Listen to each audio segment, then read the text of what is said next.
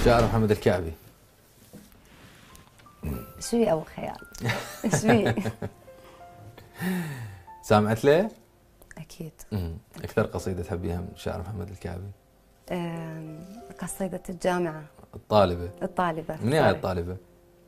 أكيد حبيبته يعني أو يعني لأن كل شاعر يكتب على. يقال الطالبة صابرين الكعبي. لا أكيد ما له صح هذا الموضوع. أها. ليش يعني هواي طالبات ترى ترسل من شعباوي ويتعنصر لا هو ابن عمي وصديقي وحيل أعزه وحيل أحترمه وما انذكر قدامي إذا مو السوالف عنه كلها بخير. لكن اما انه يكون قصيدته عني ما اعتقد يعني. كان على الاقل قال لي فرحني.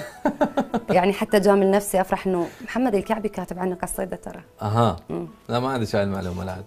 لا يجوز قايل لك؟ لا مو محمد الكعبي قايل لي بس الوسط يقولون يابا هاي القصيده الصابرين الكعبي. الوسط مثل ما قال هواي امور احمد. انا ما اؤمن باللي. انت تفرحين لو ما تفرحين؟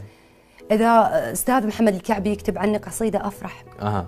اكيد افرح. حلو. لربما شاف بي ابعد من موضوع الحبيبه، يجوز شاف نموذج انه بنيه طالبه. كنموذج بنيه طالبه وشاعره وانيقه ومرتبه وحلوه. فقط مو اكثر يعني. تمام. كلمه لمحمد الكعبي.